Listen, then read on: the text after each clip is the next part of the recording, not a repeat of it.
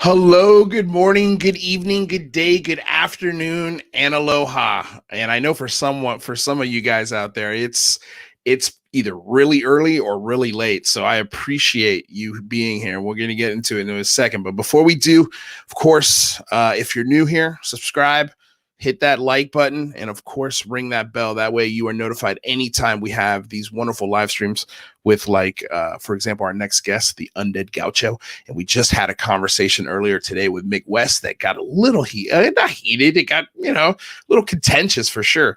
It was a fun conversation. I thought, I don't know, whatever. I'm not going to talk to myself about it. We'll talk to the Gaucho. Let's see what he thinks of the Mick West interview. And we're going to talk UAPs. We're going to talk Argentina. We're going to talk California. But before we do that, of course, I want to remind you of the Big Phone Home. Don't miss that. Check out the website, download the call list. We tried to convince Mick West today, that we think we need more data on this topic. We need to give people like Mick West and the SCU and the public more data, more information on the topic of UAPs and UFOs. And we're going to ask for it. And we've got a script for you guys. We've got all the tools that you could possibly need in this tool belt to be successful on the 24th. We're going to be doing an all-day live stream with co-host Michael Mataluni from the debrief. So it's going to be a really, really great time. We're going to have a whole bunch of guests, including the Gaucho. Hopefully he'll stop by and give us about a half hour. And the guest list is shaping up to be really, really fun. We're taking Mick West off the guest list. He's no longer participating, which is fine. That's cool. No big deal. But let's stop blabbing and let's start talking to why we are here. The man, the reason why we're here. So without further ado, we have photographer, YouTuber, paranormal investigator, and filmmaker, the Undead Gaucho. I don't want to say your name publicly. If you want to do that, I'll let you do that. But let's bring him in. Hello, sir. How are you, man? Hey, how are you? I'm glad doing to be very here. well. I'm so stoked that you are here. I've been watching and listening to your channel as much as I can. Anyway, the last month and a half has been absolutely just a blitz of information and trying to learn all these new friends that I've made and trying to get familiar with their work and what they do.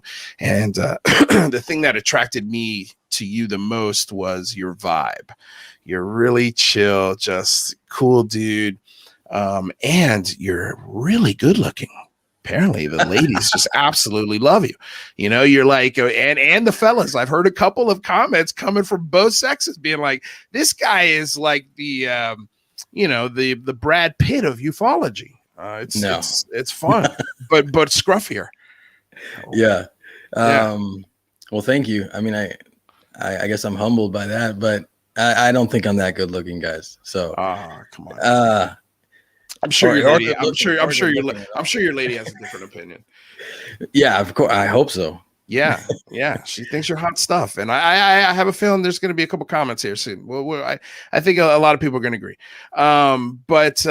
So let's start from the beginning. I know you're originally from California, so I wanted to talk a little bit about that because I live in California myself. And are you from Long Beach? Is that correct, or is it Venice Beach? Well, do you want me to give you the whole? I'll give you the whole. Yeah. Lay it out, man. I got all right. I was born in Santa Monica in 1987, and I lived in Culver City. It was like the first place I lived in an apartment complex. Mm-hmm. And then when I was around 8 or 9, we moved to Venice, and my mom had a thrift store, and the house was directly behind the thrift store. Oh, cool. So she would sell, basically recycled things and used things and really awesome stuff. Yeah, a thrift store. Almost antiques. Antiques and all kinds of stuff. It was wild. It actually really shaped me and helped me kind of be the person I am today, which is kind of weird. It's like seeing all those different articles and different trinkets and seeing how people like lived in certain things or used certain things and the history behind them, just being surrounded by that growing up, it made me just see a little bit more of the special side of humanity kind of. May I ask what is your mother's cultural background? Well, both my parents are Argentinians. And Argentinians. Okay. yeah, and The reason why I ask that is because my mother is the complete opposite. She does not hold on to anything. She's the person who's getting rid of stuff and trying to always buy new stuff to update the house. And I'm like, Mom, like, why don't she's very unsentimental, except for a very, very few things that she really holds dear. But yeah, she doesn't like old things. She doesn't like that sort of cluttery world of a thrift shop. I love that stuff. I absolutely like. One of my favorite shows, guilty pleasure, is like an American Pickers. You know, I always wanted to have the knowledge of walking into a basement and being like, oh yeah, this is valuable. This was made in 1846. It was used for this. It's got all da da da da. Like I would love to have that wealth of knowledge. And the only way you do that is if you actually live in it. So yeah, talk about how that shaped you. I'm curious. Well, obviously growing up, I was the youngest of three brothers. I am the youngest of three brothers. My brothers are about like 20 years older than me. So I was like the baby. So my mom would take me everywhere she went sometimes, and she'd take me to all these different thrift shops, like different, like, like Salvation Armies and different garage sales. And I would always be with her and looking through different things and old books and just seeing stuff and understanding that it belonged to somebody and the value they gave to it, and then seeing it go to somebody else and seeing how much they really appreciate those things. Yeah, it really made me think a lot about like just what you can create and what that means to people, and also just the beauty of some of the things that like we keep close to our hearts. Kind of.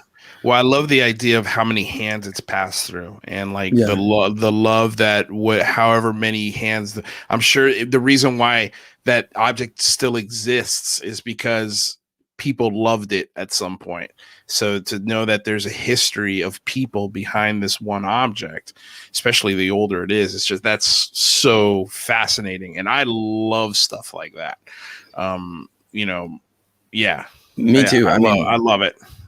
I somehow continued without even realizing, like I still, when I first moved in with my girlfriend, we bought this old vintage radio from like the 1950s, and we like repainted it and like had it in our house, like as decoration.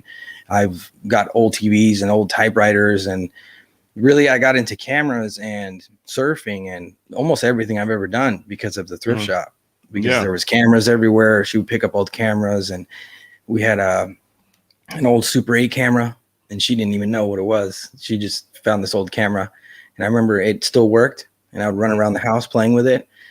And that's kind of like what, I guess it's crazy. It kind of like shaped me, informed me a bit.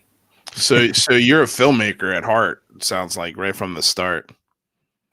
I think that growing up in LA, kind of gives you that, the glitz and the glamour and the movie scenes and the movie studios and all that kind of stuff.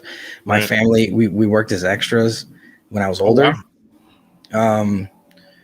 But I never really took it that serious. Always being into skateboarding and surfing, everybody wants to film a skate video. Everybody wants to film a surf video.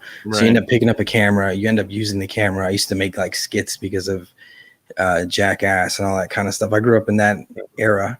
So that kind of evolved. When I got older, I realized like, wow, I should have went to film school, or I should have really took this serious. And I realized like, you just need to get your camera and start filming and editing and learning. And that's kind of what I do. I was gonna say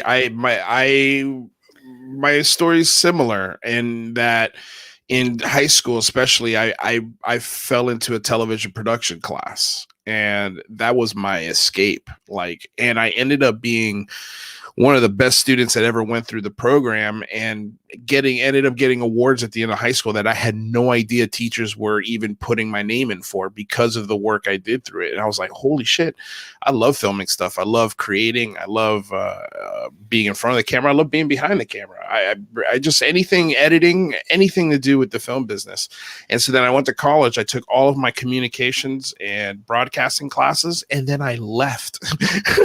I got all the information that I felt like I needed, and then I moved to New York City and started studying acting and improv comedy, and yeah, and now I'm sort of in the same spot where I'm sort of rediscovering my love for, of course, in front of the camera, but also behind the camera, and in photography and start filming real estate and things like that to start making some income.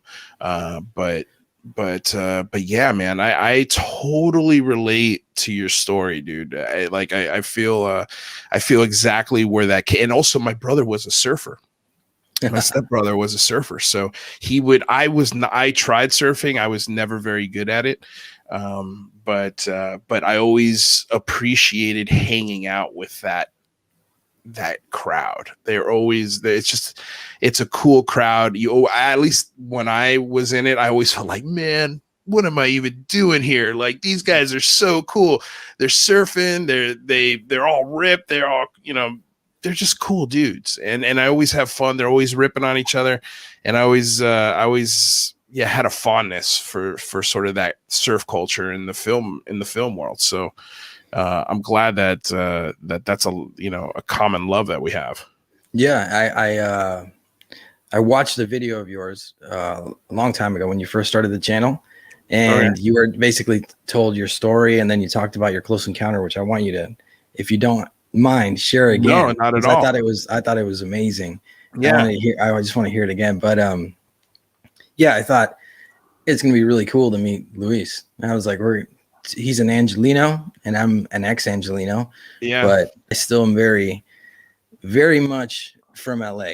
Everyone kind of notices wherever I go. So, well, let me ask you this. So you're hanging around, now you've discovered a love for film, and instead of going the traditional school route, you're just like, I'm picking up the camera and I'm going to teach myself, which I think a lot of people should do that with a lot of, technical trades. Just pick it up, like, especially in this day and age, you can learn how to do a lot of things without a professor.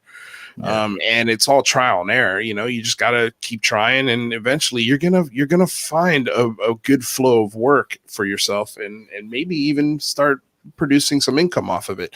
So how did you I guess as a filmmaker, what was the transition from being an Angelino to getting all the way down to Argentina? Can you tell me a little bit about that? Yeah. Okay, so I was like in my 20s.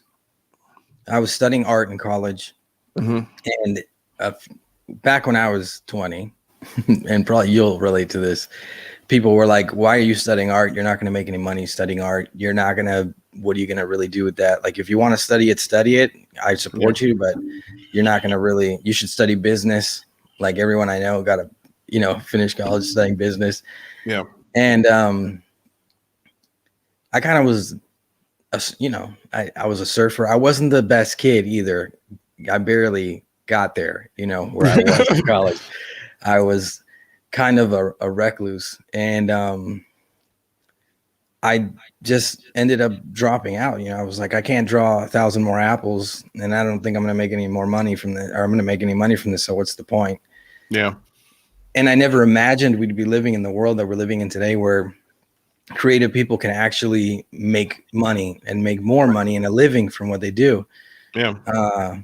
Which is pretty sad, because if I'd finished, studying and I'd never listened to the doubters, I guess, or the people that thought they were giving me advice, right, maybe today I'd be in a different position. But I drop out. During that time, LA, there just wasn't a lot of work, and we had been doing extra work, but then I was looking for another job, and it was like there was nothing. And my parents were like, "Hey, look, your brother's going to go to Argentina to work with your other brother. So why don't you go over there with him for a few months? To think of it as like a vacation. Go clear your head." Like I said, bad kid. Go clear your head. And I came down to Buenos Aires, to the neighborhood where my parents grew up. And it was pretty wild, because it was like the first time I got to walk down the same blocks that my dad got walked down, and my mom would go on dates in like that same neighborhood. They grew up there. Yeah. So I was finally getting a little bit of my my culture. And I was like, cool, but I was like, I'm going back to LA. Like, I got to go back to the beach and hang out with my friends. And everyone speaks Spanish here. I speak Spanish already, but not as fluent as I do now. I had an English accent. And I met a girl. After a few months, I met a girl. My brother was like, hey, why don't you get a job to like pay for whatever you want just while you're here, and then you can always leave the job or whatever. So I get this job and I meet a girl and we start dating, and then I'm like, okay, you know what? I'm going to stay here. And I ended up staying. It's been like 11 years, 10 years now. Wow. And I was dating this girl, and then I ended up marrying her. So she's my wife now. Wow. Man, that's an awesome story. So you kind of fell in love with your parents, fell in love. Yeah. That's wild, man. That's pretty cool. I love that connection. And then you ended up falling in love with, I'm assuming, the country. Yeah, I mean, I always liked it. You know, it's a cool country. There's a lot of, especially when you're young and you're like 20, there's the nightlife here is like never sleeps. You know, there's nightclubs all over the place. The food is really good. The people like to go out. They like to have fun. Yeah. It's a different vibe from the States. It's almost like you don't live to work. You work to live. Right. You know, so it kind of just. Yeah, I'm sure it's well, you know, it's I've always wanted to go to Argentina. I've never been there. I've never been. The farthest south I've been is, you know, like Encinitas in Mexico. Your family's from Cuba, right? Yeah, they're Cuban. Have you been to Cuba? Nope. You gotta go to Cuba, man. Yeah, I know. I mean, hopefully that I haven't heard. I honestly, I've been really sort of trying to stay as far away from political conversations as I can lately. But I don't know if they've lifted the bans, the restriction bans on there yet. My grandma would go back every once in a while, and she would try and sneak money and food and stuff like that. And then she would come home with cigars. They never checked, like, her, you know, they're just like, this old lady, what could she possibly have? And she would sneak home boxes of cigars. Coat full of cigars. Yeah, I'm not kidding. She would always bring me home a box of Cohibas and no, not Cohibas. They were Romeo and Julietas, were the brand cigars. And man, they were best. I don't like smoking cigars, but I'll smoke a Cuban cigar just because it is different. It's like the difference between, you know, getting a pizza in Albuquerque versus getting a slice of pizza in New York City. There's a difference. Yeah. And you could taste it in a Cuban cigar. But yeah, I would love to go there, man. I've heard it's like a time machine going back literally 70 years back in time. The cars are all from 70 years ago, the technology, the buildings, the architecture. And I've also heard it's starting to, what I would hate. It's tough because I don't want to see Starbucks popping up in Cuba, but I also would like to see, you know, the Cuban people somehow pull themselves out of this poverty. Yeah. It's a slippery slope, but you know, they're imaginative. They're very, dedicated, loving people, and man, they've gotten the raw end of the stick when it comes to freedom, to just basic freedom. And yeah, man, I would love to go there. I know I have family there, but the part that would kill me is I would need to bring my sister to just help me translate and talk to people. But I love the idea of, in Cuba, I don't know if you knew this, but I think this is where I get my sort of combative ways, or, you know, I'm a fiery Cuban. In Cuba, you have to, and there's a square in Havana, if I'm not mistaken. I could have the city wrong, but there's a square where people come, men particularly, and they come to argue about baseball. And you have to have a license to do that, to go argue about baseball. It's wild. And they are passionate, and they're not talking about Cuban baseball. They're talking about American Major League Baseball. And man, it's so cool. I want to go. I really do. Have you been there? I've not been to Cuba. Yeah. No. Yeah. No, but everyone here, they always talk about going to Cuba. I had some friends that went to Cuba that, they show me pictures and stuff, but that fiery culture that resonates all through, I feel like all South America. Yeah. No, we're all very, we're basically a firecracker. It's the best way you could describe Latinos. You should hear what happens when there's a soccer game in the city. It's wild, man. It's really that's something because I already love old stadium architecture. I literally, for a couple of years, I'd just go to different states just to go watch a football game in a old stadium. Yeah. That's something that's on the bucket list. I would love to go to Argentina in Buenos Aires and watch a big time football match. You'll freak out though if you're like in just in the city.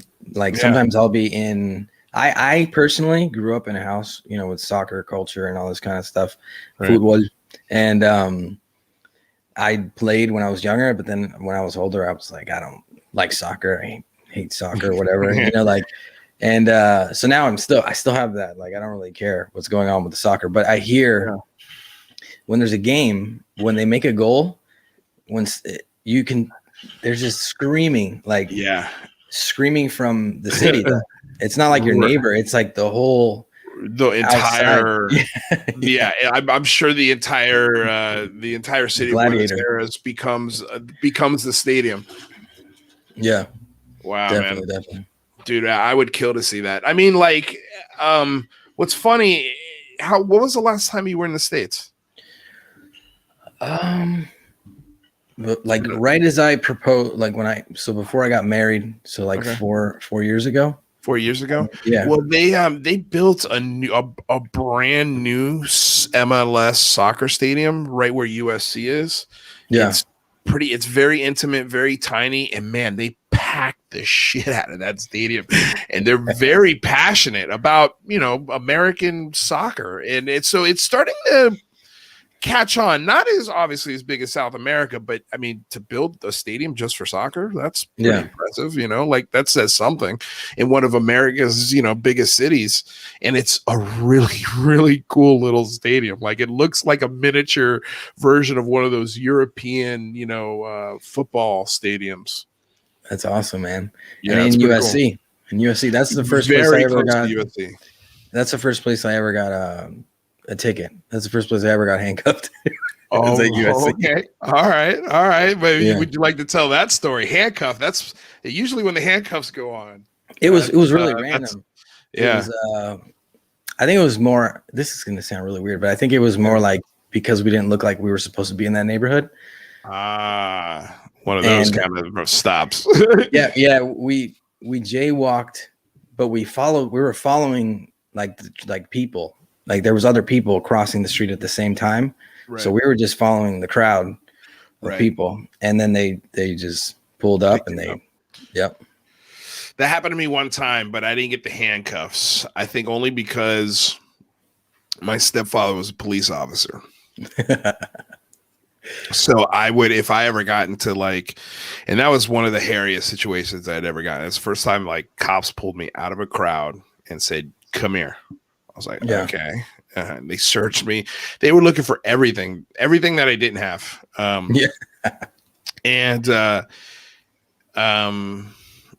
was just like, look, my stepdad's a robbery detective in the Metro Dade Police Department. And they're like, yeah, sure he is. And then they start running my ID. And I'm like, well, here's his business card, give him a call. This is, so I'm lucky, man.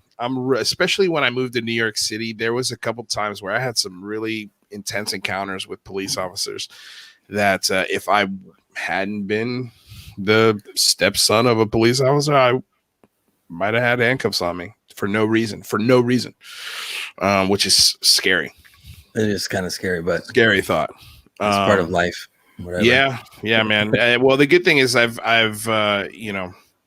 I feel like I've done a pretty good job at avoiding it as best I can anyway. You know, Yeah. at least that's the good thing about being the son of a cop is he could sort of be like, guide you. yeah, he could tell me like, hey, if you ever see this or if you ever feel this, it's follow that instinct and go the other way, you know? So that's always kept me out of big trouble. But all right, let's move on.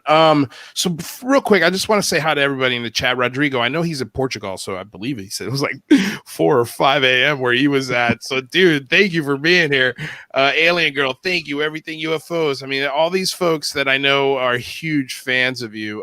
One of them, I tried stand up. I was terrible at it. But then again, that's a thing that you have to do billions of times before you're any good at it. So to be fair, I don't think I gave it a fair enough shot, but I'm more of an improviser. I love improv. Have you ever seen improv out here in LA? Yeah, definitely. Yeah. Mm-hmm. They had a killer improv theater, but unfortunately it closed because of COVID. Which how's everything going over there with COVID? Well, it sucks. A lot of things are closed. Things are closed. I mean, what's really sucks as an actor, I had just made a sketch team at a really big theater out here, the Upright Citizens Brigade. If you know anything about them, they're a pretty big theater and they've produced a bunch of talent. And I just literally just made the house sketch team, and we were about to do our first show and everything locked down. And now they closed the theater. It's never opening back up again. There's a lot of restaurants that are never coming back. California's in rough. I mean, we're not going to really know until the next budget comes up, but it's looking pretty rough, man. It's looking pretty rough. And Chad Smith, thank you for being here, man. That's what I meant to say. Grandmaster V, all these guys. So yeah, I'm happy that everyone's here. I'm glad that you guys are enjoying the conversation. So man, that's a crazy. So let me ask you this: as a filmmaker, what's your favorite project that you've worked on? As a filmmaker, I would say like just one of the last things I did like a year ago. We did like an indie, not even indie, just like an amateur. We entered this film competition and it was for horror films. Okay. And it was what they did was they would give you an object and a style of film that you had to do, and you had a weekend to film it. And then so you had like to present 48-hour film festivals. Yeah, it was a 48-hour film festival. Cool. And it was awesome. And like, honestly, I say filmmaker because that's like my goal. It's like my end all, my Thanos snapping the finger. But it's right now it's really just amateur stuff. It's just me. That's okay. Trying to learn. Well, man, I mean, that's how you learn. You keep doing stuff like that, as much as you can. I mean, life gets in the way. But the beautiful thing about learning how to do film is that it takes a lifetime to perfect. Yeah. And I think any sort of artistic space too. I'm a true believer in this. Like, there's so many painters, so many musicians, so many artists that are just dedicated to their craft, and that's all they do. And that's why they're amazing. And so don't sit around and think, oh no, I got to be this level of, have this level of repertoire to be a filmmaker. Just go film something, make a film, write the script, get it produced, do whatever you have to do. Just go out and do it. And do that with anything, with music, with art, with acting, with, obviously practicing and harnessing your trade is always important. But you think about how many famous people there are that are not like certified. You know what I mean? They don't have any sort of. Yeah, no, there's a ton. It's just their tenacity. A lot of folks, like I've seen a lot of I wouldn't say untalented. They obviously have some talent, but a lot of folks with very mediocre talent do amazing things because they are persistent. They do those little things that a lot of other people don't do. Like I know actors who've just like, they've, and I'm not belittling them. It's probably something I should do, but they'll write a casting director, like 15 casting directors once every month or 3 months, just saying, hey, how you doing? This is what I've been up to, blah, blah, blah, blah, blah. And after a year and a half of that, you would be shocked at the surprise you see, the responses you start getting from some of these folks. You just got to put the work in. I mean, it's just persistence. And yeah, I mean, just watching your channel, I mean, even looking at just your framing and your lighting right now, like you're killing it. My lighting is just like absolutely white right now because I changed cameras for the shoots. So I was thinking the same thing about your channel, though. Just so you know, I was like, he's killing it. He's got everything's perfect. I'm trying, man. I'm trying to make it look as good as I can because I think that's important. It's got to look good. It's got to sound good, and then hopefully the information's good and fun and and easy to digest, and then we'll go from there. The beautiful thing though is that the channel's gone from now edited shows to people fucking love these live streams. They love it. They love it because they can interact with us. So all right, so let's start getting a little weird. So in this crazy adventure from childhood to now Argentina, where along this path did you start thinking about the paranormal, about UAPs, UFOs? When did this spark your interest? Is it something that's always been there, or is this something that you sort of caught on later in life? No, it's always been there. When I was a kid, I had some weird situations, some weird experiences happen but you're a kid, so I always chalk that up to being, an imagination or whatever. And that kind of already sort of pushed me to be a little more open to everything. Mm-hmm. And then I've always been the kind of guy that walks in a room and scans the room. I'm the kind of guy that knows where the exit is before I even walk into the room. Yeah. So I do that I guess I do that in life. So I'm always scanning everything. And from a very young age, I was like, there's way more to this than what all this stuff that's going on here. Mm-hmm. There's something up there. Just look up, just pay attention. And that kind of it's always been sitting there. When I got a little older and I started understanding kind of that there was, this whole history tied to the phenomenon, and I could look into it, I'd spent a lot of time in libraries too. Mm-hmm. When I was a kid. My mom would drop me off at the library. I'd be there for a few hours and she'd come pick me up. And I'd always find myself, grabbing books and looking at photos of UFOs or paranormal stuff. And it's just always been part of my life, but it's never been something that really permeated or stood out until until now, until I got older and I was like, you know what? I don't care what anybody thinks. I'm going to just talk about this and who cares? That's exactly what I said to myself. I'm like, I'm tired of fucking hiding. Like, I want to talk about this. I want to have a discussion. Yeah. And I still have situations, and I'm sure it happens to you, where you're in a circle of people and you're like, well, I can't really talk about it right now, but I'll wait for the right moment to bring it up. Well, it always comes up. It always comes up. Yeah, it always comes up sooner or later. I never look, man. I remember at my stepbrother's wedding. His cousin is married to an F-16 fighter pilot, retired now. He's a commercial pilot, and I purposefully did not get drunk around him, and I sat and I talked to him for 3 hours about nothing having to do with UFOs. I wanted to make sure that he thought I was a level-headed thinker, and we had a conversation about politics, blah, blah, blah. I mean, this is someone who has dropped bombs in Afghanistan. Yeah. And I had a conversation with him, and man, he told me, one day I want to get him on here. I don't know if he'll ever talk about this, but he told me some pretty crazy stories. Because I asked him, I'm like, hey man, just listen. I think we've had a 3-hour conversation. I think I've presented myself as a pretty level-headed person.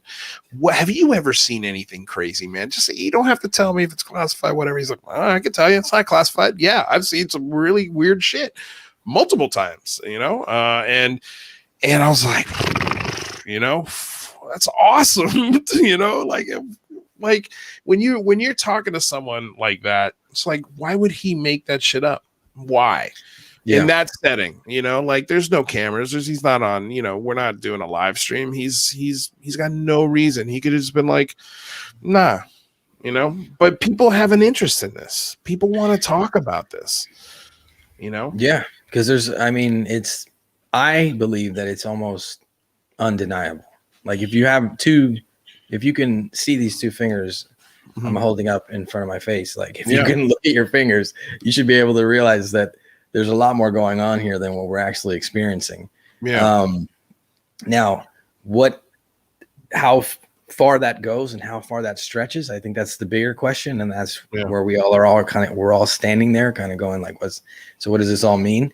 Right. But as humans too, we have a tendency to do that. It's just like in our nature. Yeah. Um, yeah. I mean, look, it's.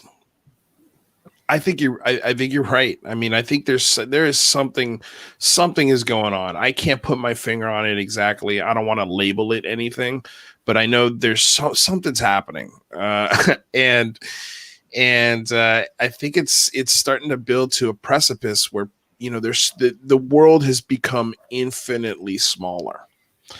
I could talk to somebody in Argentina right now on this thing called the internet. We can have a 4-hour conversation if we want to, and people can listen in and give their opinions. Like, this is a crazy time we're living in, and the information moves so quickly that I think eventually something's gonna bubble to the surface that is, even for, and I told this to Mick, for a Mick West to debunk it or deny it. Like, you're painting yourself into a corner, man. Especially the smaller, scientifically, the smaller we get, the weirder shit gets. And it's like, we don't have an understanding of what the hell is going on here. We have an idea, but it's like we have a candle in the Grand Canyon in the middle of the night, and we can only see what we see with this candle.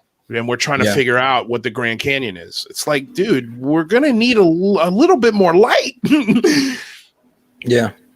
Something that I have said before in the past is like, if you start to break down kind of everything a human understands, everything we consider to be reality, like everything that is defined is basically what makes up our reality. And it's all been defined by human beings. Right. So even when I was a kid, I used to sit and wonder, like, what if time doesn't exist? What if they're just telling me time exists? But in reality, if I goes to another planet, they're going to be like, what is time? What are you talking about? Why are you guys measuring time? Why would you even do that? Right. So when you get down to the nitty gritty, you start thinking about science. Like, I love science growing up. And when I try to think about an alien phenomenon, who knows if it's alien, ultra terrestrials, interdimensionals, whatever you want to call it, right? Or whatever it really is. You have to start to understand that humans have limitations. I think that humans have limitations. Mm-hmm. And if you look back throughout human history, you're going to be like, wait, they were burning women on stakes because they thought they were witches? And why did they think they were witches? And who was doing that? Like, the intellectual people were doing that. Mm-hmm. And people were letting them do that. And everybody was like, that's just how it is. Mm-hmm. And that happens always throughout history. And it's going to continue to happen because that's the way humans are. Yeah. We need to blow up Hiroshima before somebody's like, oh, that was wrong. Shouldn't have done that. Bad idea. Yeah. So we're creatures of retrospect. We are. And I think sometimes we put too much faith in our human intelligence to try to understand things. Right. Like, this might just be something that at this point in time for us seems like magic, but tomorrow may be science. But who knows if our science is even ready to classify it or to understand it. Yeah. I think that could be a big struggle, that basically the struggle that's been continuing this mystery and continuing this problem, because it is a problem, that we keep saying, where's the data? Where's the data? When there's hundreds and hundreds of cases from all over the world. There's people having close encounters. You had a close encounter. Yeah. You know what I mean? And we're just taught to think that can't be. No, we're very conditioned to think. I mean, look, I as far as my close encounter is concerned, it happened when I was 13. It's an old memory. But the things, especially as before I was talking to Mick West, and I was really thinking about, do I bring my personal story into this? And I always say, or I've said in the past, like, your personal UFO story, when it comes to the grand scheme of things, is sometimes very dangerous to put into the mix of things, because people are trying to have a serious discussion about this. And if you start making things personal, then they think you have one viewpoint, and that your interest is only this viewpoint.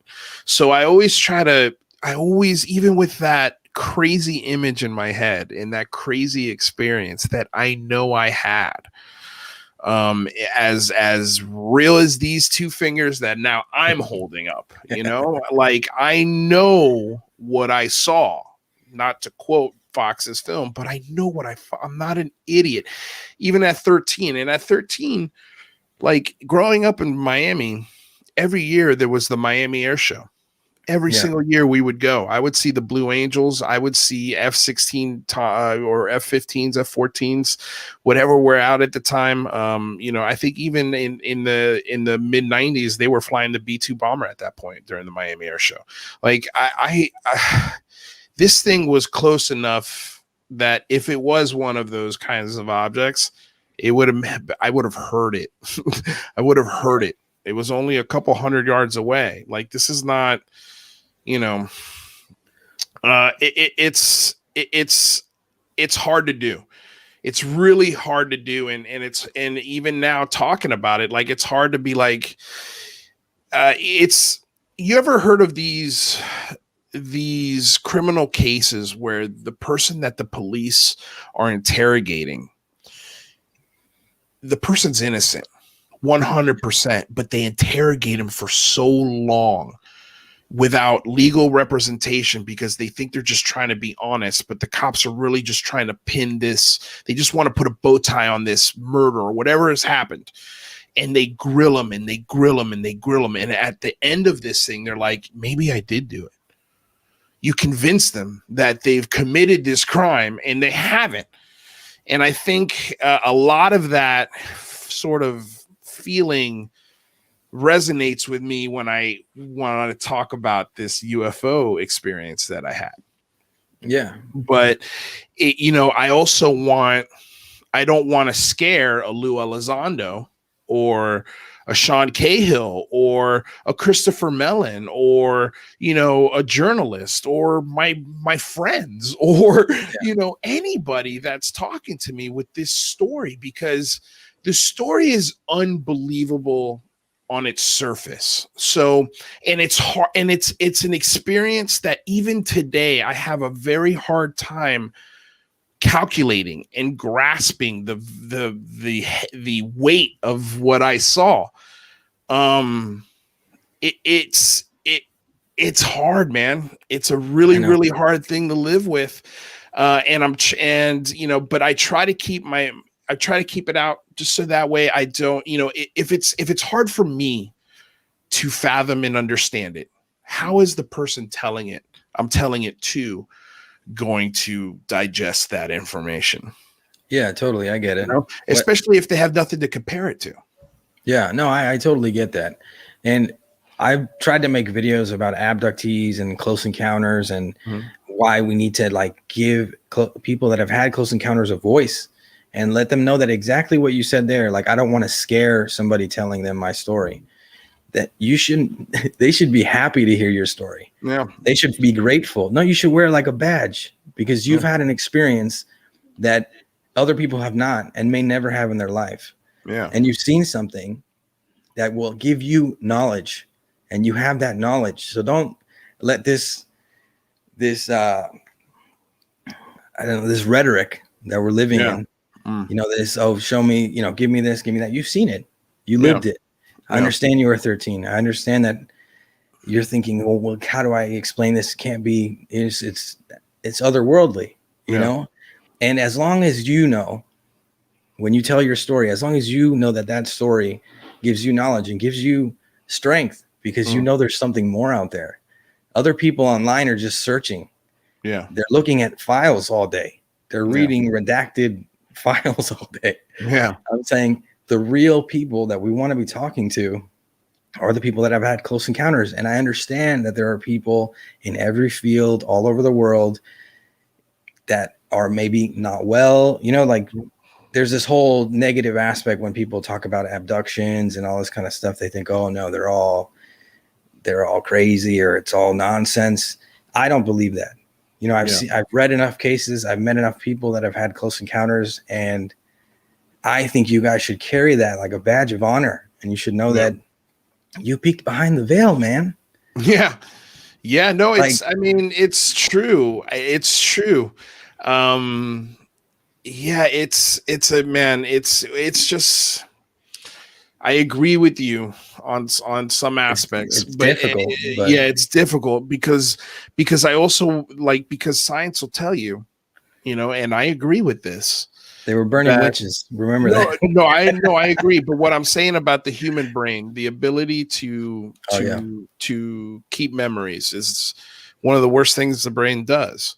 Yeah. So I have to keep a little bit of that element into this story. And that's the thing that checks me on it, is like, yeah, I know I've seen this. I've gotten a peek behind the veil.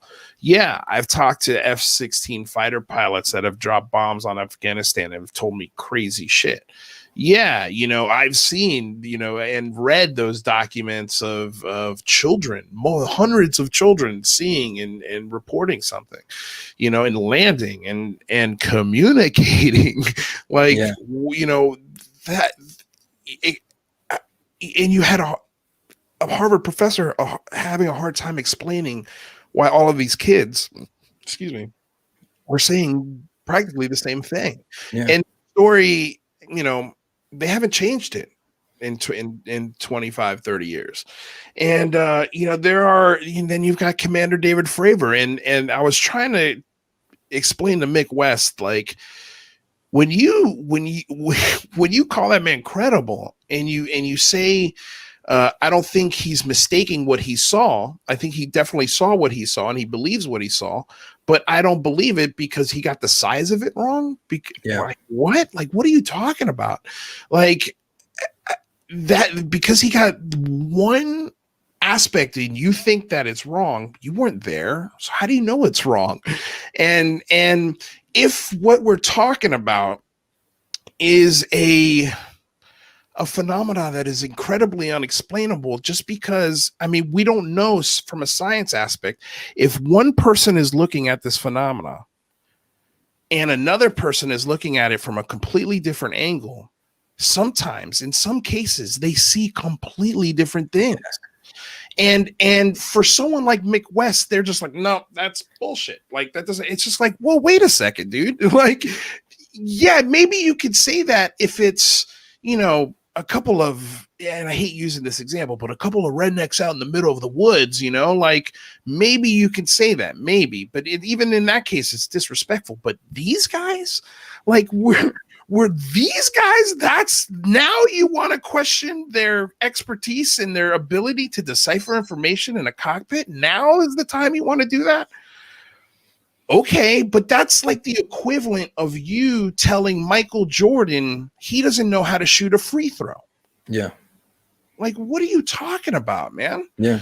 So it's I know what you mean. And look, that's a good example of how far do we expect, like, your story needs to be a badge for you. Just like Fravor's, when he's telling his story, if he knows, like, I know if I tell a story like that to a Mick West, they're going to do backflips to try to tell me why it's not a reality. And I get it. It's fine. Yeah. And that happens literally in everything. And there are so many everyday normal things that when you take a step back and you look at these normal things that people do every day with their lives, be it, whatever, a Peloton bike or whatever, that are strange. And you think, okay, I get it. They do it. It's strange. I grew up very religious and not like I wasn't religious. I went to a Catholic school for some time. What, did you do your my cat? I did it all. You did it all. Oh, yeah. Why am I forgetting the name of the because I was raised Catholic too. Yeah. Not your baptism, your no, catechism, and then there was another one. I don't remember either though. Yeah, I'm forgetting. Anyway, go on. Yeah, exactly. I did it all, and then really just looking at it, for me personally, looking at it from just a normal perspective, you know, one day I just sat down and I said, look, I don't get why we have to be any different from any other religion. Why people will even go to hell, right? Right. Why does that even have to be an option? And there's just these wild things that we believe as humans, and we live. And I get it. It's fine. Believe it. You know, if it gives you more power to you. If you feel good about it, do it. As long as it's not hurting anybody else, right? Do it. But I feel like with UFOs and this topic, we're going to hit so many barriers. Yeah. So what you're doing with the Big Phone Home, which is awesome, I think is amazing. And you really, when you brought that up, I was like, wow, that's a great idea. He's doing something really cool. Yeah. And I think it's good for the general public. That's what I keep telling everyone. Like, guys, we look into this topic all the time. They're not really, like, who knows what could come out from this new step forward that we're taking in general with this topic. But for us, like, I don't know what we have to see, you know, like, we need like clear super HD footage. And then when that happens, people are going to rip it apart. People are going to do flips around it. There's probably a real video sitting out there somewhere that we've all debunked. Yeah. It's totally real. It wouldn't shock me. It wouldn't shock me at all. And that's a discussion that we had with Jeremy McGowan and Andy Hall from Dead Hand Radio. And he, you know, we were saying, you know, like, if the picture's really good, it's CGI. If it's really shitty, it's not good enough. And it's a double-edged sword, you know, but I could tell you, here's the thing I'd like to see. And I told this to Mick, like, we've gotten the confirmation that these videos, the 3 videos that were, one of them had existed, and then 2, according to Mick West, were released by Christopher Mellon. Yeah. But then they were confirmed by our government as being real videos. But the difference between these newer pyramid videos and those older 3 videos is that the DOD, the Navy, said, those are unidentified. Those are UAPs. They haven't called this new pyramid a UAP yet. Yeah. So I'm still kind of waiting on more data for that one. But in the meantime, you've released these videos. We got a couple of cockpit recordings on these.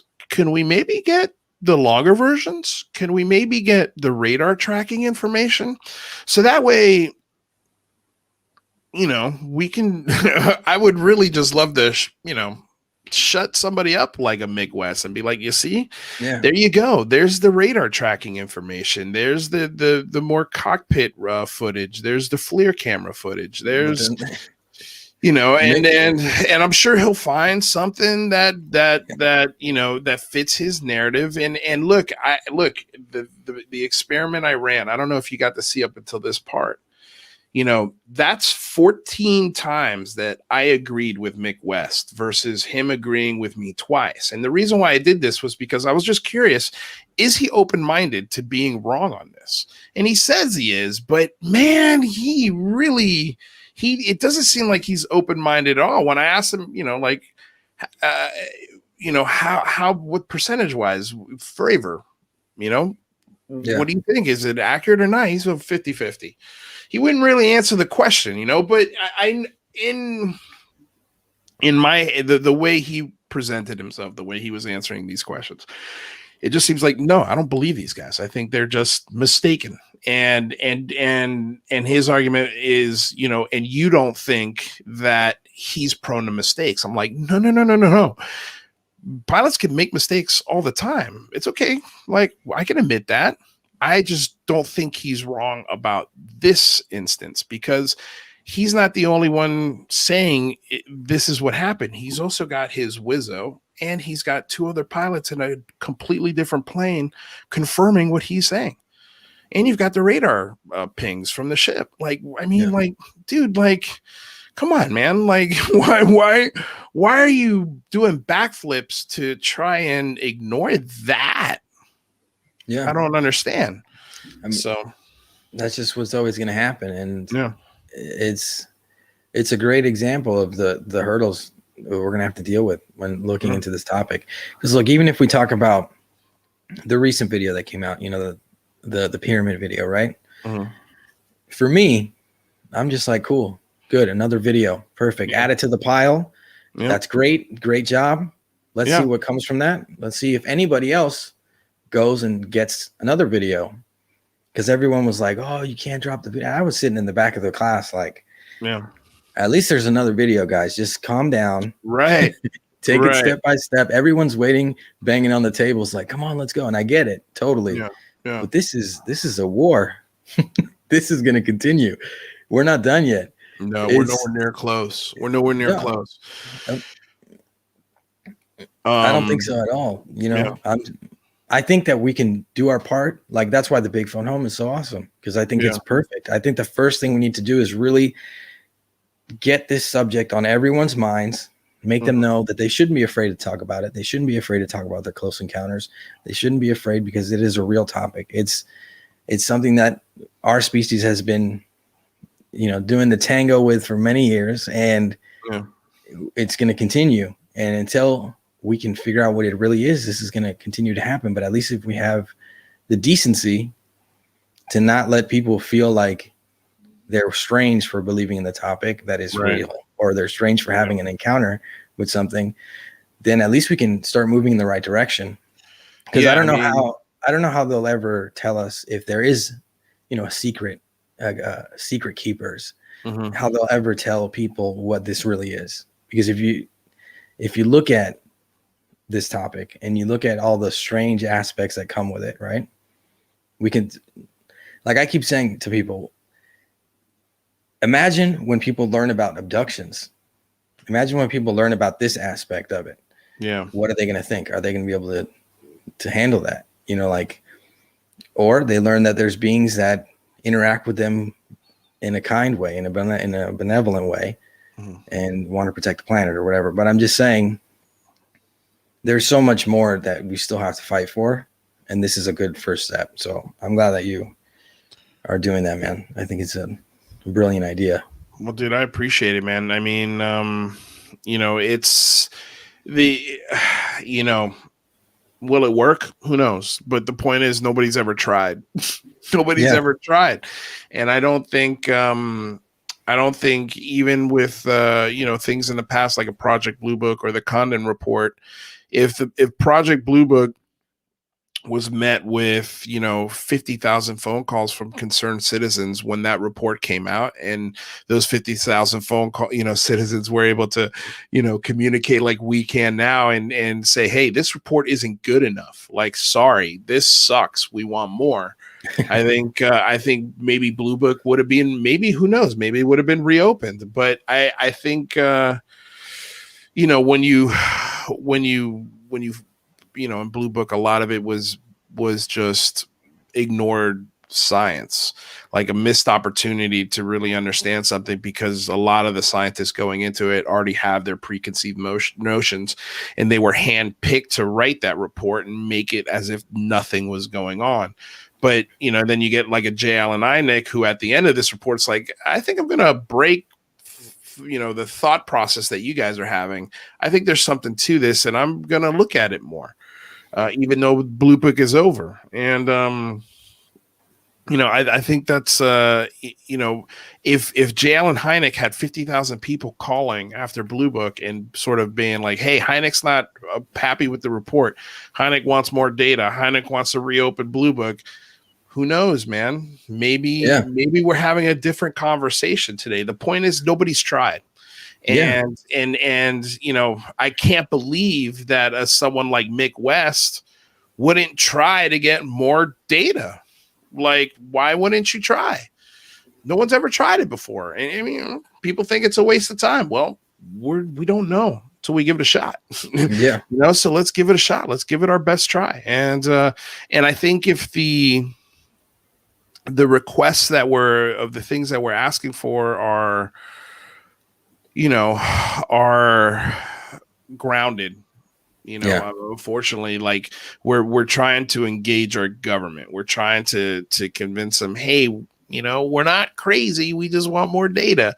But I think it's getting to a point now where we're not going to really have to do that, because I think a lot of congressmen and a lot of senators are curious about this. They want to know more. So I think when they get these phone calls, I think it's not out of the realm of possibility for then, you know, the Senate Intelligence Committee to turn around to these agencies and go, okay, guys, people really want to know what the hell's going on. Can we please get like a preliminary report, and then we'll give you guys another 180-day buffer, but in 180 days you better come up with something better than what's in this bullshit, you know, because people are asking for it. My constituency is demanding it. I mean, I thought that's how our political system works.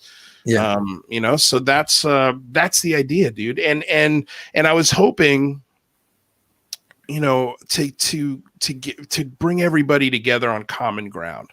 And the common ground is simple. We know that the government has more data. Let's try and get it.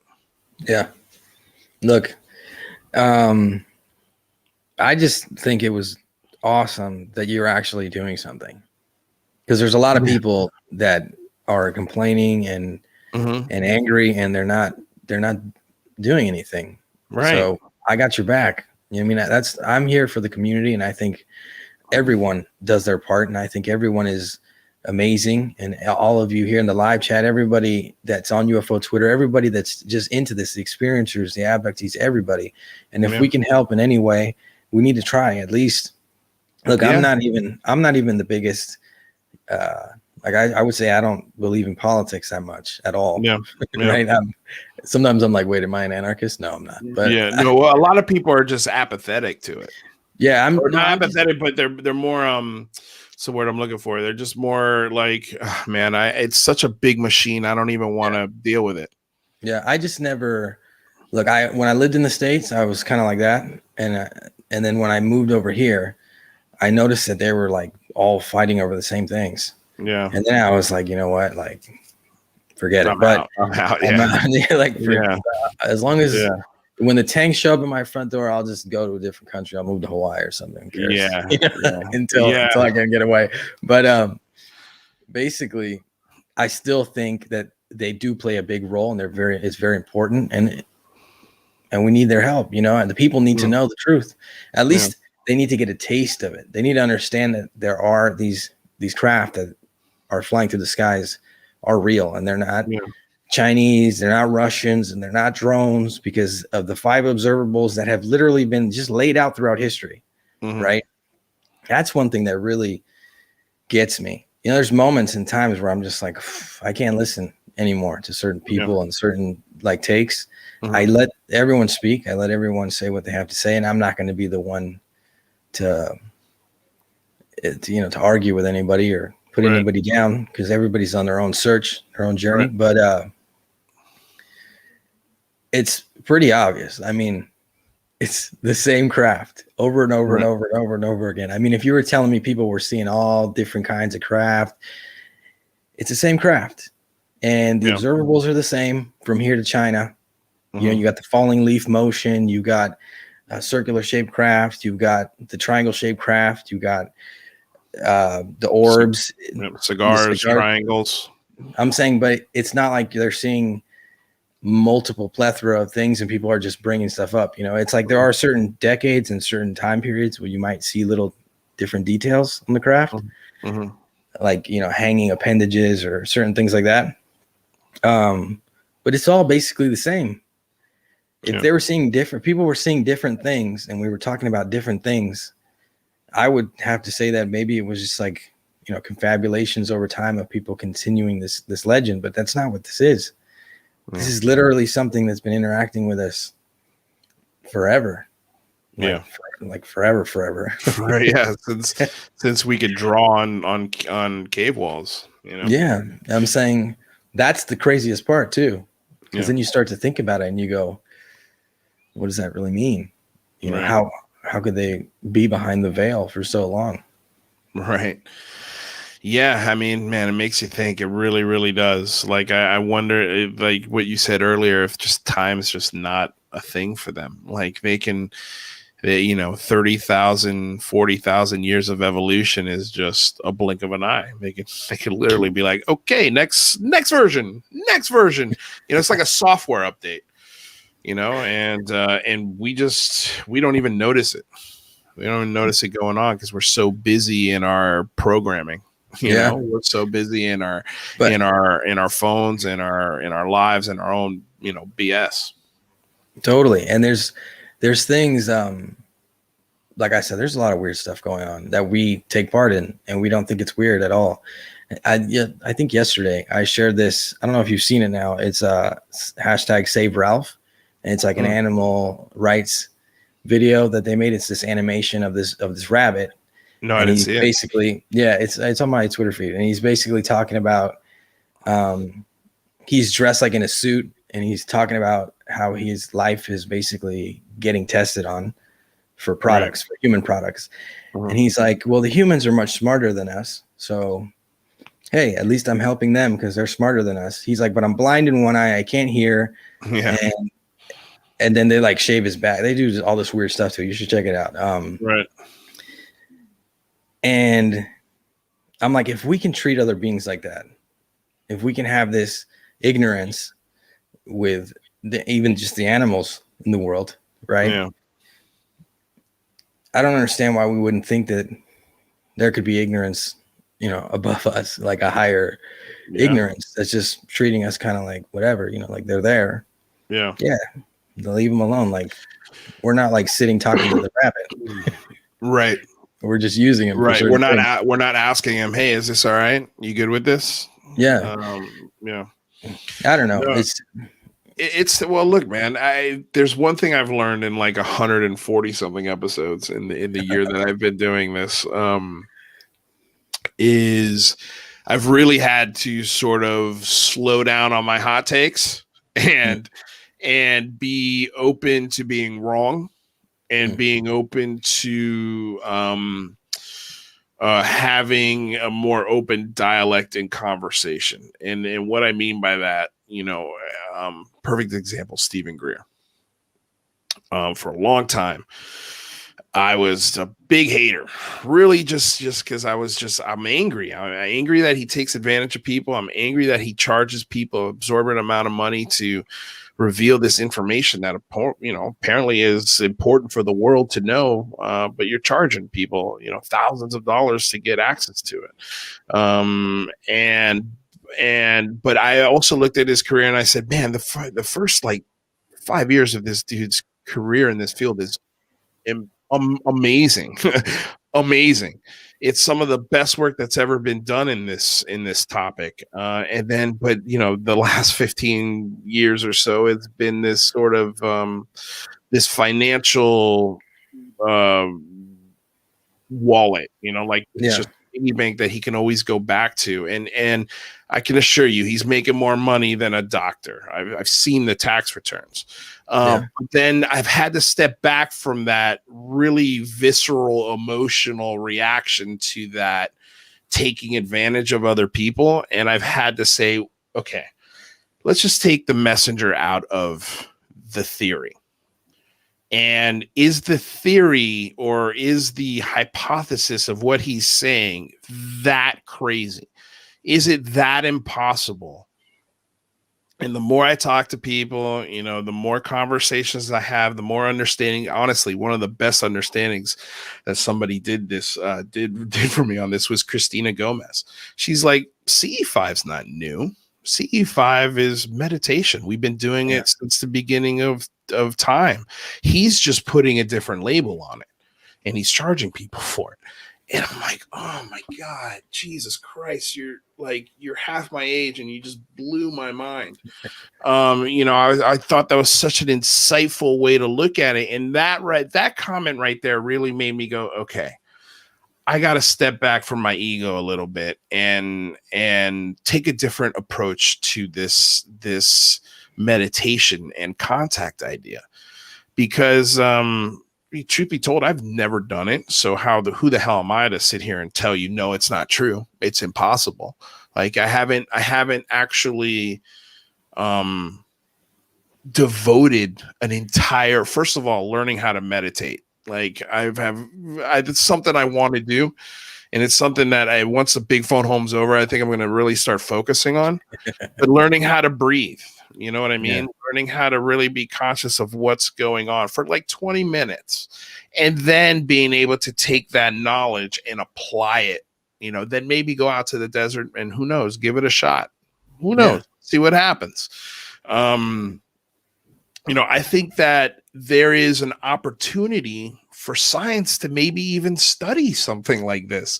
And because of the messenger, a lot of folks tend to throw that message out with, the baby out with the bathwater. Yeah. And I would caution people, don't make the same mistake I did. Just pump the brakes on that and just try to have a little bit more open mind, be analytical, be scientific still. You could still do all of these things. If you go to a CE5 event, if you plan on doing one, make sure there's a way you could track the flights that are going on or the satellites that are above your head. So that way you can confirm that thing in the sky is in a point in the sky where no other aircraft or satellite should be. Now you've got data to go along with the woo-woo. I think with like a lot of things, politics, religion, there's truth. The truth is somewhere in the center. Yeah. It's somewhere in the middle. Like both sides can be right on this. Now it's not a winner take all, So I feel like I'm rambling, but I mean, what do you think about that? I agree with you. I mean, I see exactly where you're coming from. I do think we're currently, like the community is kind of at this point where everyone wants the data, right? Yeah. It's difficult to get the data. That's the issue. It's very difficult. But it's a good thing that people want it, right? It's definitely it's definitely. I want them to want it more enough to where they pick up a phone and maybe call somebody. You know what I'm saying? Yeah. How bad do you want it? Really, that's the question. I'm sorry to stop you, but that's a good point. How bad do you want this information? Because if you want it bad enough, can you take 20 minutes, an hour out of your day on a Saturday to ask some questions and demand some things? That's a great point. Sorry. No, yeah, but definitely. I get what everybody wants. And I think you just made a great point. If you really want it, you got to go get it. And really, like this argument too, that people like Elon Musk was saying, why are there no photos of UFOs? Or where's the high definition photos of UFOs? Mm-hmm. And I'm like, these people have never picked up a camera, because unless you have like Jeremy was on your show, or you were just talked to Jeremy, I think it was on Dead Hand Radio. Mm-hmm. And the Osiris is awesome. The Osiris Project. Love it. Yeah. The work Jeremy had to put into that, to do that, yeah, not a lot of people can either do or are willing to do. Right. So when he says we need the data, I'm like, yeah, totally, go for it, Jeremy. You got the Batmobile, like go get it, man. Go get it. Yeah. But when I hear somebody tell some normal person, or just like anybody, right? Jeremy's a normal person, but I'm saying just anybody, grab your phone and take a shot of a UFO. Mm-hmm. I'm like, you must have never used your phone at night. Right. You must have never go take a picture of the biggest, brightest moon on your iPhone at the highest peak you can. It's going to look like shit. Yeah. I'm saying we all have to remember that, because we're going to get a lot of that. Yeah. Forever. So if we can get some, really good data from the government, which I think is like wrestling a giant, basically. Yeah. Because just think about anything else the government ever does. I said this the other day, but it's difficult, right? Yeah. To get anything really clear. Like, it's almost like they're your parents, and your parents don't tell you everything. Your parents tell you what they want to tell you. Mm-hmm. But I'm saying it's still worth fighting for, and I get it. But I also think we need to understand too, that we're going to have to keep sifting through stuff, and don't throw the baby out with the bathwater, like you said. Yeah. I felt like they did that to what happened with the pyramids and George Knapp's photos. I get it. They're photos. Now go take this photo and go get more information. Right. George Knapp is just bringing you like here. Some people were saying it's not helpful for the community to share these things. Yeah. Well, I don't I know if think, it's not helpful. I think it's, dude. I think the community. I think it would help us more. It would serve us better if when information like this comes out, we digest it, we question it, but yeah, we don't make a big deal out of it because, like, unfortunately, and I think the work they did is phenomenal. I mean, clearly the George Knapp and Jeremy Corbell are passionate about this, and they're trying their asses off to get to the bottom of this, it seems like. And uh but the thing with that is, like, it doesn't have any, it like you said, it's another video. Let's take it for what it is. Let's enjoy it and let's move on. But, like, it'd be killer if we had testimony of some of those guys on deck. It'd be great if we had another FLIR camera or another camera system that had caught it. Just like, and that's what I'm waiting for. I'm not saying let's not get stoked about it. We should be stoked about it. yeah, But I think it's also like, it's almost like throwing chum in the water to see what's going to come up. exactly. And what's starving, because that's the easy meal. That's the easy fish are going to hook.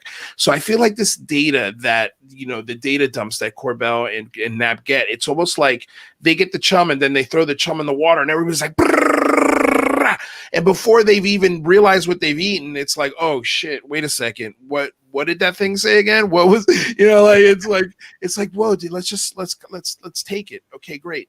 George, do we know who took this footage? Do we know the names of, let's start asking, like, hard questions. It's okay to ask those things. And that doesn't mean that George Knapp and Jeremy Corbell are lying about this. This doesn't mean that they're trying to fool people or make $1 off of this. I love that everybody got super pissed about the watermarks. I'm like, I love it. I think it's hilarious. Why wouldn't, like, you guys? So let me get this straight. You guys don't understand how marketing works. Like they're trying to get eyeballs and attention to their story. And if people see a big MW on it, they're going to be like, what the hell's MW? And they're going to look it up and they're going to find Mystery Wire. And then they're going to go to Mystery. Like, it's just like, people are trying to give you information, but like this work, it's work. It's work. Like, this is work, so dude, that's exactly how I felt. I lost it because I saw it and I was like, cool, awesome. Here we go. Here's those photos they were talking about back with the Batman balloon. Here's some more photos. Right. Because when the Batman balloon thing happened, I kind of kept quiet and made a few little jokes. And I was like, whatever, kind of edging on the people with the Batman balloon theory. I get it. It resembled the Batman balloon. But I'm saying people just don't have faith in these pilots or what? I'm like, right. And so basically, I'm sitting there waiting, like, here we go. Right. So there's more photos. I didn't even think that people would react the way they reacted. I didn't even process it. I didn't realize, like, that's where we're at right now. That's, people are just like, they need everything. They need a binder with every little piece of information. Yeah. But George Knapp maybe doesn't have that information. No, so would you prefer him to not show you this and just keep it in some locker somewhere? Yeah. The same thing with Corbell. I wonder, here's the thing, right? It's a good question, because let's explore that for a second. Let's say you're George Knapp, right? And you get this and you say to yourself, okay, it seems like this is confirmable. This is real footage. It came from a Navy ship. It was filmed by a Navy man. It confirms, the story about the drones over the USS Kidd. It's sort of in the same time frame. My sources are telling you, hey, this looks like a pretty legit thing. But you don't have, I think, at least if I was a journalist, I would look at this and I would say, okay, where are people going to poke holes? Where are people going to find problems with this? And I wonder if you hold on to that information and you don't release it. What kind of message does that send to the people giving you the information? You know what I mean? If you don't rush to put it out. Yeah. Oh shit. That story we gave them about the pyramids and about that thing, it's not good enough. They want more. Yeah. They want more. I mean, I don't know. It's a dangerous game to play. It's you're rolling the dice on this, because they also might be like, well, who gives a shit? You know, who cares if they want more? They're not going to get it. But I think that the pyramid video, if I'm not mistaken, I think I read that Jeremy had like received, or he had it for some time, and then they like tried to they tried to check if they tried to back check it. They tried to do their work. But what needs to happen is, now that that's there, just like when the Go Fast and all these videos came out, then Fravor started showing up everywhere and talking and sharing his experience. We need to kick the ball in that direction. You know what I mean? We can't get something and just rip it into pieces and say, it's not all here. What's going on? Like, I was just like, I couldn't believe it. You know what would be cool is if what this topic needs is a reporter, a UAP reporter in the press briefing room, especially when a Susan Go is talking and she's having to answer public questions. I would love, instead of the normal everyday NBC reporter who really doesn't know a lot about this topic, like, I think the first question to Susan Go for me would be, Susan Go, can the DOD confirm that this object is a UAP? Can we classify these objects that have been reported above the USS Kidd not as drones, but as UAPs? Are they drones or are they UAPs? Can you clarify on that? Let her answer that question, because if she labels it as a UAP, now the story is gone big time. You know what I mean? Like, nobody's asking the right questions. And I think that's why, politically speaking, there's no real right way on how to apply the pressure properly. Does that make sense? Like, what do you think? Like, God damn, that's like, I'm always thinking of shit that I want to request when I make phone calls to these senators. And I think that's like, I think somebody should be, it's almost like, I'm trying to think of a government position like this, but maybe there needs to be a committee on UAPs. There should be. And let's see where we go. And then, in the future, because it seems like if we continue on this path, we're going to get all those things happening.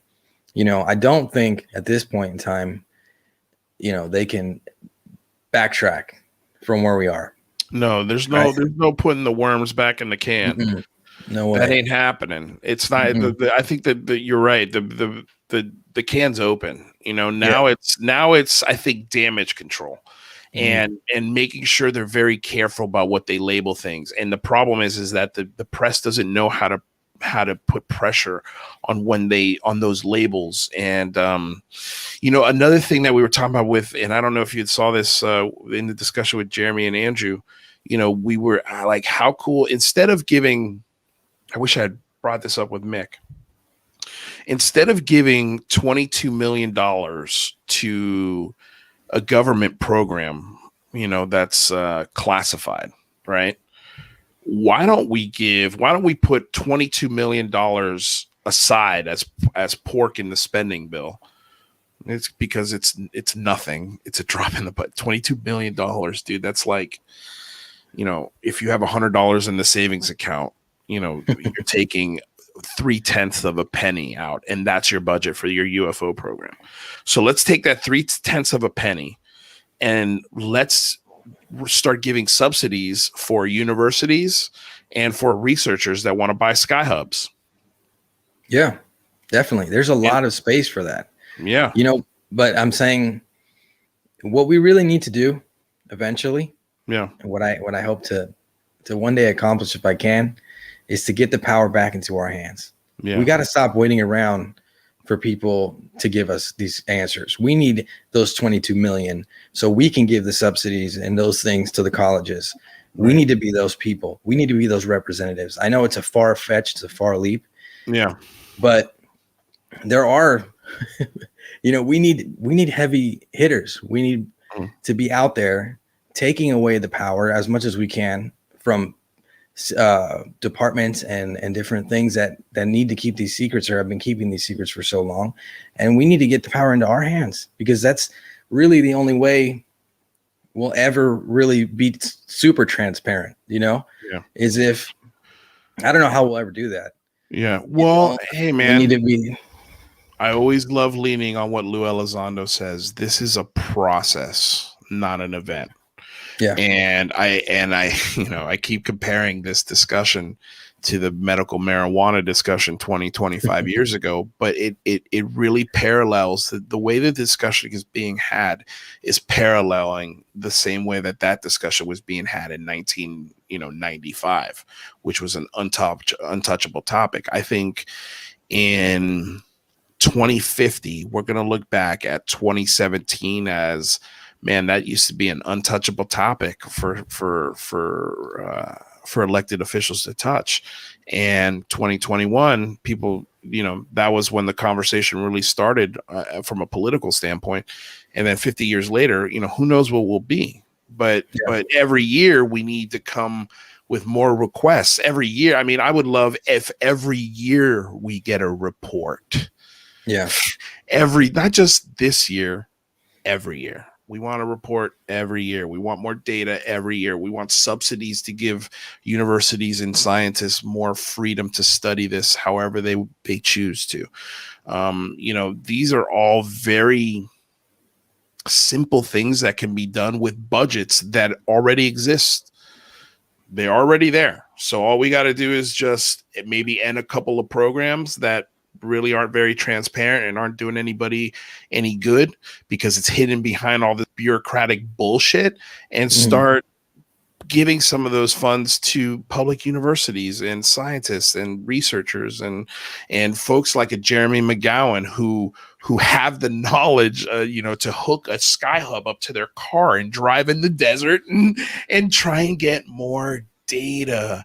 Because and even with my experience and stuff, I know I'm trying to get the soccer mom with 2 kids to be like, hey, we need to talk about this, like this is what is this guy with the hoodie talking about with the aliens and the UFOs? Like, I want to get soccer mom talking about this. I want to get, and I think, like you said, when you're at a party, you wait for your moment. Like, you wait for, I'm sorry, did somebody say something about UAPs over the coast of California? Yeah, I know a little bit about that. Let's talk about that. And then you start laying out facts, and everybody's like, "What? Really?" And you're like, "Yeah, that happened." It's no longer. When I was in college, I never talked about this stuff. Never. Yeah. Today, I don't give a shit. I don't care. I don't care. And I think this channel is therapy for the thing that I saw when I was 13 years old. And this is like my way to therapeutically talk about this as much as I want, whenever I want, with whoever the hell I want, and try and find good conversations and common ground with people. So, that's all I'm trying to do. Yeah. You're not alone, bro. Yeah. I'm saying, I'm assuming I always say that, like, we have to, that's why I was saying earlier that we have to make it like, we have to change the narrative, the narrative, so that people that have experiences don't feel that way. Yeah. I'm always here, and I'm always willing to listen to people. And, as long as you have somebody to talk to about it, that's not going to treat you like you're crazy. Yeah. I think it's healthy. Yeah, I think it's healthy too. And I think you're right. I think the more people talk about it, the better. I think just like any topic, though, there's always a setting. There's always a time and place, so I think, at least for me, it took me a while, but I had to try and decipher when was the proper time and place to talk about my personal experience versus, maybe some of the other facts that I know. And which one do I bring up first when I'm talking to this about, with strangers, with people who don't know who I am? For sure. So like, it's good to have some ammunition in a different tool belt that has nothing to do with me personally. So then that way there's no, you can't cast judgment on what I said, because it's, I'm giving you the story of an F-18 fighter pilot. Take it for whatever you want. I don't give a shit, but he's telling you he chased this thing. So, you can walk away from this thinking whatever you want. But yeah, dude, Totally. I mean, I love this conversation. I love talking to you, man. You put me at ease. I feel way more relaxed and chill having you on the I can show. I imagine. mean, you absolutely brought a completely different vibe to this, and I love it, man. I love your passion. I love your channel. I'm gonna be, especially once this event is over, I'm gonna be really diving in more deep into all of your work here. And man, I know it's 12:30 at night there in Argentina, or 1:30 in the morning. Not 12:30. It's Yeah. 1:30 in the morning. So dude, I guess we'll end it here. You know, I think we had a wonderful conversation. I think we hopefully enlightened some minds and Yeah. hopefully motivated some people. And I will tell you, sir, you are welcome back anytime you want. You know, I'm going to throw your name. I do have a last minute show chat that I have, you know, Andy McGrillen's in it and Ryan Sprague, and I'll throw you in there. And, you know, I anytime I do a last minute, you know, show, somebody's available, you want to come talk, dude, let me know. I always throw the link in there. So anybody's always welcome, and vice versa. If you ever want to chat on your show, dude, I would love it. So yeah, with that, my friend, where can people find your stuff? Where can people know more about the Undead Gaucho? You guys can find me on YouTube just search the Undead Gaucho. You'll find my channel. Okay. I'm sure I'm the only Undead Gaucho on YouTube. You are. And if you look on Twitter too, same handle, the Undead Gaucho. And yeah, feel free to message me, guys, anytime you want. Please subscribe to the channel, follow me, join me on the search for the truth. And Luis, I gotta tell you, man, you are awesome. And it was a really cool conversation. A really cool conversation, and you made me feel like I'm back in Cali and I'm just kicking back talking to somebody who, you know, believes in the phenomenon. So I really respect your take, and you're awesome, dude. So anytime you want to talk, just let me know. Hey man, I love hearing that. I can't wait to see you come back on April 24th. Come chat with us. We're going to be sending out emails soon, and you know, you can sign up for a half-hour time slot, and we'll get you in there. And hopefully, we can get you talking to some people that maybe you've never talked to before. And dude, I just cannot wait for the conversations that we're gonna have on that day, because I could tell you, man, the lineup is killer, and I'm so happy that you're part of it, and I'm so happy that that we had this conversation, and we you know, I'm so happy that I got to learn your name before this show, and just yeah, dude. Again, ditto, same to you. I think you're one of the cooler dudes on here. I like having you on this show just because, again, you bring in a very, very cool energy. So yeah, with all of that said, you guys, thank you all in the chat for joining us. Chad Smith, Matthew, Rodrigo in Portugal. This guy is still in the comments, just going so hard. We had Andrew Hall. Andrew, man, I missed you in the chat. I apologize, dude. Thank you so much for being here. Alien Girl, Thomas Fessler, Gavin S. I just want to make sure I give everybody their proper shout outs and thank yous. And yeah, you guys, if you haven't subscribed, obviously do that. Hit the like channel if you enjoyed this conversation between the Undead Gaucho and I, and ring that bell so that way you don't miss any more of these kind of conversations. And I can assure you, a lot more are coming. This is going to be an ongoing thing. I'm really having a good time with these live streams. It's so much easier to do. It's so much less stress. One of my next live streams is going to be this week. I'm going to be calling Congress for 3 to 4 hours maybe, and showing folks how to interact with their Congress members if they decide to call, say, during the weekday. And I'm also going to be showing you guys, you know, how to use our script, how to use the SCU just dropped a brand new email and script that you can maybe borrow from. I mean, it's not, you know, none of these other scripts are sort of endorsing our event, but hey, there are other tools that, if you want to call it stealing, I call it open sourcing. You know, the James Fox's website, UAP Act Now. check out his website. He's also got a wonderful email and script that you can send to local and state representatives. So with all of that said, you guys want to say thank you to the sponsor, BlueMarlinChronicles.com, purveyors of the world's finest fishing tackle. Want to say thank you to DOS Tapes. They provide all of the tunes you hear on the show. Do you want to leave us with any words of wisdom? I'll let you end the show, Gaucho. What do you think? End this on something. I don't want to say. I'm not too much pressure, but just end the show, my friend. I'm gonna try something new here. Improvising. Go, guys. Never stop searching for the truth, guys. I know it sounds cheesy, but it is out there. So keep searching. Never stop. Never stop. I love it. Bye, guys. Peace.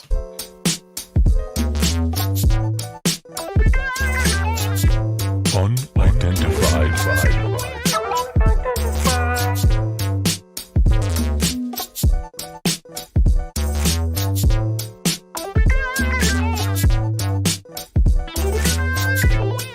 Unidentified.